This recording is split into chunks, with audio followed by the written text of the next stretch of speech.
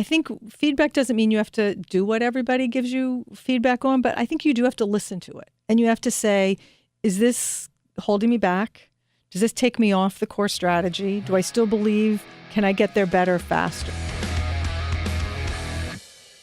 And we're back. Mind Your Business with Yitzchok Saftlas right here on 77 WABC. My guest is none other than Beth Comstock. I'm going to say the Beth Comstock. Yes, you deserve that accolade. And thank you so much for joining me here live in studio. Thanks for having me. This book is something else. As I've mentioned before the break, it's really it's an essential business book. Really, I'm not going to knock any college, but if college were smart, they would incorporate this book into their curriculum. Why? It wires in EQ, IQ, and the real story of business and the human side of it. She doesn't just shy away from talking about the human side of things.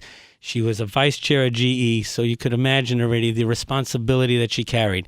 But with that, she's raising 2 children, married. There's a life, travel. It's all in here. Imagine it forward. So really, thank you for sharing such a work with the public. Thanks for reading it. Well, and not just reading it, I'm studying it. It's such a work.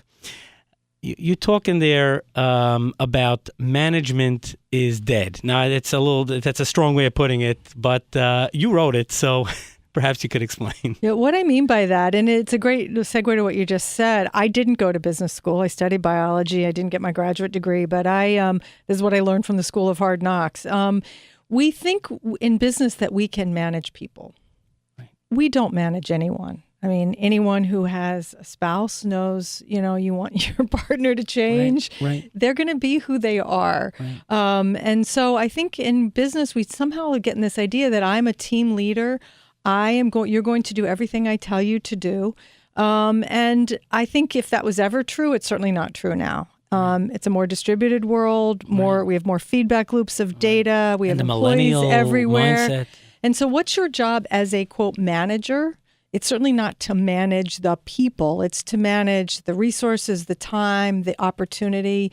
I think it's really more of a coach. I feel like I learned that lesson later in my career, where you're hopefully giving your team feedback so they can do their best work. And you're fighting for resources and you're fighting for time. Right. You're guiding and giving them and asking for feedback. But I think too often, I see this, it's not an age thing. I've seen new team managers, maybe they're 25, maybe they're 35, who think, okay, I'm the boss now. I have to tell everybody what to do. As opposed to, here's the vision, here are the guidelines, here's the problem we're trying to solve. Now, I need you to go figure it out. You need to tell me when you need help. You need to tell me when you're stuck, when it doesn't work. We'll figure those things out together. But I don't think we're teaching that. Certainly, I didn't see that. I think it's changing, but I didn't experience that as much in business. So if I may, when you talk about different personalities, there are different personality assessment tools out there. There's Colby, DISC, StrengthsFinder, MBTI. Are you a fan of them? What's your take on that? Yeah, I am a huge personal development person. I always have been. I always think I can be a better version of me somehow if I just work at it. Okay. So I've actually been thinking about that as well. But I of those, I'd say the 2 that I've gravitated toward, Myers-Briggs, I find interesting. Okay. As an introvert, I think it was helpful in the teams I worked with to be able, when we'd go through those exercises where everybody would sort of identify who they were, you'd understand where people's headset was. Mm-hmm. I worry about it because I think it can also pigeonhole people. I'm an introvert, so forevermore I'm INTJ. So I think I'm seen in only a certain way by some people if that becomes the definition. Right. StrengthsFinder I like a lot because it accentuates your strong points. Mm-hmm. In many companies, we give you your feedback. Here's the positive, and here's your development needs. Right. And people tend to obsess on these are the things I have to do better, as opposed to leading with your strength. And I don't know, I'm sure you advise your clients. To me, really good business strategy, you start with your strengths. This is what we're good at. Okay, we're got to fill this gap, but let's lead with our strengths. And so I like that as a framework.